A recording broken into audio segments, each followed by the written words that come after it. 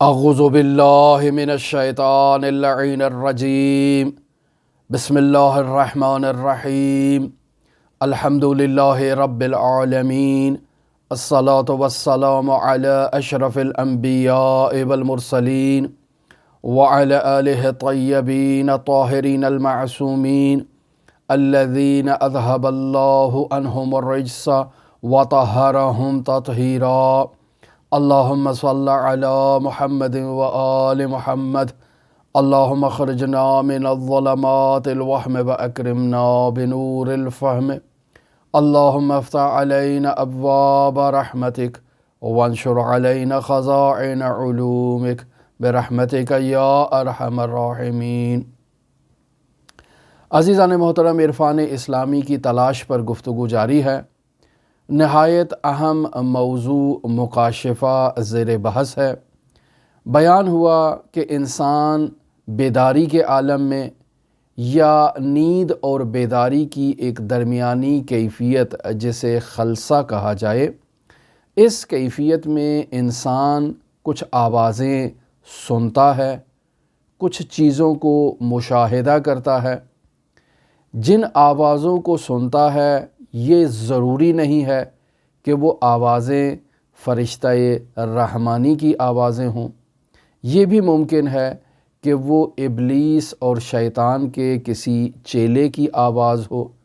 یا جو چیز انسان مشاہدہ کرتا ہے یہ لازمی اور ضروری بات نہیں کہ اللہ تبارک و تعالی اسے وہ چیز دکھا رہا ہے۔ ایسا ممکن ہے کہ شیطان یا شیطان کا کوئی چیلا کارندہ اسے کسی منظر کشی اس کے سامنے کر رہا ہو۔ تو بیان ہوا کہ در واقع مکاشفہ اپنی جگہ پر حق ہے، درست ہے، لیکن مکاشفے کی دو اقسام ہیں۔ ایک مکاشفہ رحمانی ہے اور ایک مکاشفہ شیطانی ہے۔ مکاشفہ رحمانی میں خداوند متعال کی جانب سے انسان عبد کو آواز سنائی دیتی ہے، چاہے وہ فرشتہ اس کے کان میں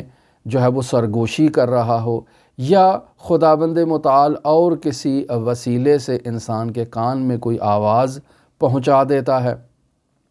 یا انسان کے سامنے کوئی منظر کشی کر دیتا ہے، تو یہ مکاشفہ رحمانی کہلائے گا۔ اور بس اوقات شیطان یا شیطانی کارندہ اگر یہ کام انجام دے تو اسے مکاشفہ شیطانی کہا جائے گا۔ شیطان نے انسان کو گمراہ کرنے کے لیے اللہ کی بارگاہ میں اللہ کی عزت و جلالت و عظمت و شان و شوکت کی قسم کھا کر کہا ہے کہ میں تیرے بندوں کو گمراہ کروں گا الا عبادک المخلصین، مگر تیرے مخلص بندے، کہ میں ان مخلص بندوں کو گمراہ نہیں کروں گا، لیکن تیرے باقی تمام بندوں کو میں گمراہ کرنے کے لیے ان کے سامنے جال بچھاؤں گا۔ پس شیطان جہاں مختلف راستوں سے انسان کو گمراہ کرتا ہے، انہی راستوں میں ایک نہایت ہی اہم راستہ، نہایت ہی وہ گراں قدر راستہ، جس میں شیطان نہ صرف ایک انسان کو بلکہ انسانیت کے ایک بہت عظیم گروہ کو جو اللہ کی تلاش کے لیے نکلے ہیں، اللہ کی تلاش میں جد و جہد کر رہے ہیں، اللہ تک پہنچنا چاہتے ہیں، ایسے افراد کو گمراہ کرنا شیطان کے لیے در واقع اور در حقیقت بہت ہی امتیاز کا حامل مسئلہ ہے۔ لہٰذا ان لوگوں کو گمراہ کرنے کے لیے شیطان در واقع عرفانی تعلیمات کے ذریعے سے داخل ہوتا ہے، عرفانی تعلیمات میں انحراف ایجاد کرتا ہے، عرفانی نظریات میں انحراف ایجاد کرتا ہے، ایک عارف کو، ایک عابد کو گمراہ کرنے کے لیے مختلف ہیلے اور بہانے تلاش کرتا ہے۔ اور انہی ہیلوں اور بہانوں میں سے ایک نہایت ہی اہم راستہ یہی مکاشفے کا راستہ ہے کہ شیطان در واقع اس راستے سے انسان کو در واقع نیکی کی طرف ہدایت کرتا ہے۔ جب انسان شیطان پر اعتماد کر لیتا ہے تو تب جا کر شیطان انسان کے اعتماد سے غلط فائدہ اٹھاتے ہوئے اسے کسی غلط کام پر اکساتا ہے، ابھارتا ہے، اور انسان اس نادانی میں، اس غفلت میں کہ شاید کوئی فرشتہ رحمانی اس سے کوئی نیک کام کروانا چاہتا ہے، انسان ایک ایسے گناہ کی کھائی میں، گڈھے میں گر جاتا ہے جس سے نجات حاصل کرنا انسان کے لیے ممکن نہیں ہوتا۔ لہٰذا انسان کو بنیادی طور پر ان مکاشفات کے بارے میں دقت کرنا چاہیے، سوچنا چاہیے کہ آیا اس کا مکاشفہ رحمانی ہے یا اس کا مکاشفہ شیطانی ہے۔ علماء نے معیار بیان کیا، اور عرفان شیعی فقاہتی کے پاس قرآن و اطرت سے بڑھ کر کوئی معیار نہیں ہے۔ لہٰذا علماء عرفا کہتے ہیں کہ اگر مکاشفہ قرآن و اطرت کی تعلیمات سے مطابقت رکھتا ہے، ہم آہنگی رکھتا ہے، تو وہ مکاشفہ رحمانی کہلائے گا، اور اگر قرآنی تعلیمات سے مطابقت نہیں رکھتا،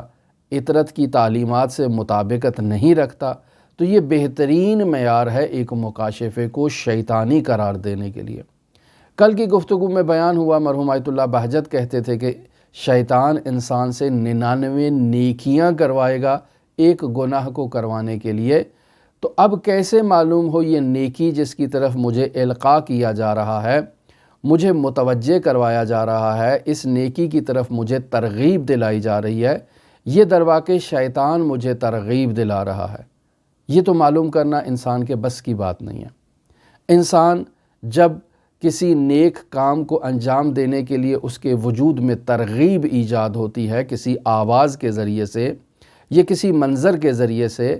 تو در واقع انسان اس آواز کو یا اس منظر کو قرآن و اطرت پر جب مطابقت کے لیے پیش کرتا ہے اور وہ قرآن و اطرت سے مطابقت رکھتی ہے، تو انسان کہہ سکتا ہے کہ وہ رحمانی ہے، ولو در واقع اس کو القاء کرنے والا شخص شیطان ہو۔ لہٰذا انسان کے پاس جو معیار ہے وہ قرآن و اطرت ہے۔ یہ نیک کام ہے، اس نیک کام کی طرف اگر مجھے شیطان بھی اکسا رہا ہے، تب بھی میں اس نیک کام کو اگر رحمان کی تعلیمات کے مطابق اگر انجام دوں تو میں ماجور ہوں۔ لہٰذا یہاں میرے لیے اہمیت نہیں رکھتا کہ میں اسے شیطان کی طرف نسبت دوں، میں اسے رحمان کی طرف ہی نسبت دوں گا۔ لہٰذا 99 نیک کام کے بارے میں جستجو کی، انہیں قرآنی تعلیمات اور اطرت کی تعلیمات سے مطابق اور ہم آہنگ جانتے ہوئے میں نے انہیں انجام دیا، لیکن آخری جو امر ہے اس میں نے جا کر جب مشاہدہ کیا تو وہ قرآن و اطرت سے مطابقت نہیں رکھتا تھا، تو اسے میں نے شیطان سے جو ہے وہ یقین کرتے ہوئے کہ یہ شیطان کی جانب سے القاء ہوا ہے، اسے پاؤں کی ٹھوکر سے ٹھکرا دیا، رد کر دیا اور اسے ایکسیپٹ نہیں کیا ہے۔ لہٰذا انسان کے کامل اور بے عیب ہونے کے لیے اس کے پاس مکاشفات رحمانی کا ہونا یہ ضروری بات نہیں ہے۔ آپ معاشرے میں ایسے عرفا کو مشاہدہ کریں گے جن کی زندگی میں کسی قسم کا کوئی مکاشفہ موجود نہیں ہے، وہ کسی چیز کو مشاہدہ نہیں کرتے ہیں، کوئی آواز انہیں سنائی نہیں دیتی ہے، تو آپ ہرگز یہ نہیں کہہ سکتے کہ چونکہ اس شخص کے پاس مکاشفہ نہیں ہے، اس شخص کو کوئی چیز دکھائی نہیں دیتی ہے یا آواز سنائی نہیں دیتی ہے، تو یہ انسان عارف کامل نہیں ہے۔ نہیں عزیزان محترم، مکاشفات رحمانی کا ہونا انسان کے کمال کی دلیل نہیں ہے ہرگز۔ یہ قانون کلی ہے، اس قانون کو باندھ لیں اور اس قانون کو نوٹ کر لیں۔ ہمارے معاشرے میں یہ جو تصورات عرفان سے متعلق پائے جاتے ہیں، یہ تصورات نادرست ہیں۔ لہٰذا یہ معاشرے میں بعض لوگ اسی کوشش میں ہوتے ہیں کہ وہ مکاشفات کے حصول کے لیے جد و جہد کریں۔ تو عزیزان محترم، بیان ہوا کہ مکاشفات میں اور ٹیلی پیتھی میں فرق ہے، اور ارواح کو حاضر کرنا، جنات کو تسخیر کرنا یہ عرفا کا کام نہیں ہے، اور عرفا ہرگز نہ تو خود اس راستے پر چلتے ہیں، نہ کسی کو اس راستے پر چلنے کی ترغیب دلاتے ہیں۔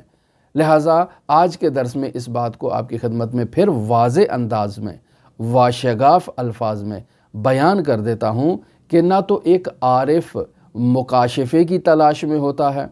نہ وہ کرامت کی تلاش میں ہوتا ہے، نہ وہ عارف ارواح کو حاضر کرنے کے لیے کوئی ایسا عمل انجام دیتا ہے کہ اکثر لوگ سوال کرتے ہیں کہ ہم نے فلاں شخص کو مشاہدہ کرنا ہے، خواب میں دیکھنا ہے، اس سے رابطہ برقرار کرنا ہے، بتائیں کون سا عمل کریں، کون سی دعا کریں، کون سا وظیفہ کریں، کون سا چلہ کریں کہ ہمیں آیت اللہ قاضی نظر آ جائیں، قاضی کی آواز کو سن لیں، یا ملا حسین قلی حمدانی کو دیکھ لیں، یا امیر المؤمنین کو مشاہدہ کر لیں۔ عزیزان محترم، ایک عارف ہرگز ان کاموں کے پیچھے نہیں ہوتا ہے۔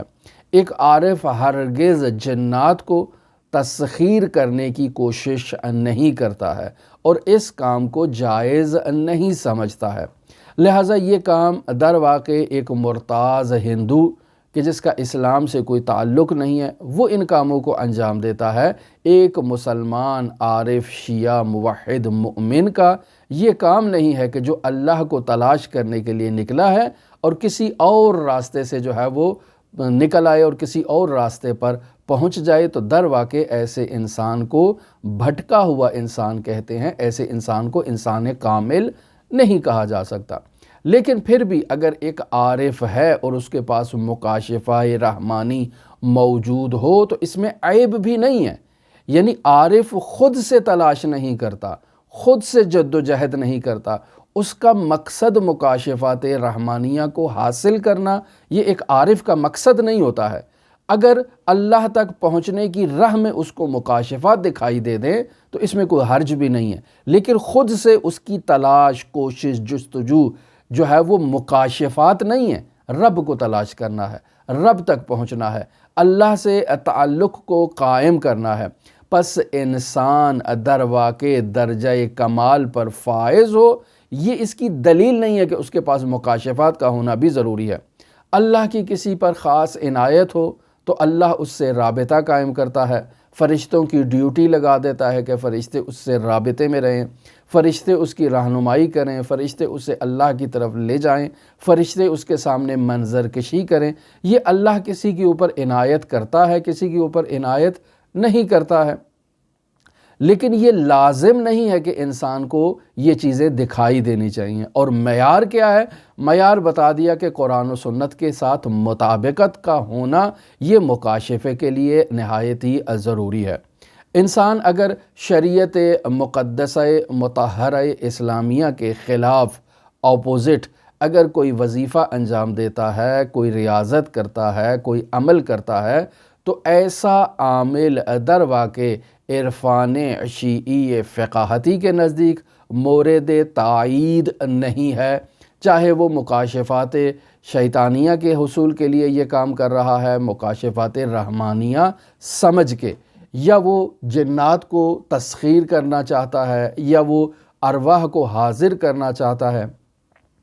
ایک صحیح دینی اعتقادات کا حامل انسان اپنی شرعی ذمہ داریوں پر عمل کرتا ہے، وہ ہرگز کسی دوسرے راستے پر نہیں چلتا کہ جس راستے کی اسلام نے اسے تائید نہیں کی ہے۔ وہ نماز پڑھتا ہے، وہ روزہ رکھتا ہے، وہ دوسرے واجبات الہی کو انجام دیتا ہے۔ اب نماز پڑھنے کے نتیجے میں، روزہ رکھنے کے نتیجے میں، اللہ کی اطاعت کرنے کے نتیجے میں، واجبات پر عمل کرنے کے نتیجے میں، عبادت کے نتیجے میں، دعا کے نتیجے میں، سجدے کے نتیجے میں، ذکر کے نتیجے میں، مناجات کے نتیجے میں اگر ایک انسان کو مکاشفہ ہوتا ہے تو انسان اس مکاشفے کو قرآن و اطرت کے ساتھ مطابقت دیتا ہے۔ اگر مطابقت قرار پائیں تو انسان کہتا ہے کہ یہ مکاشفہ رحمانی تھا، انسان کو اس پر یقین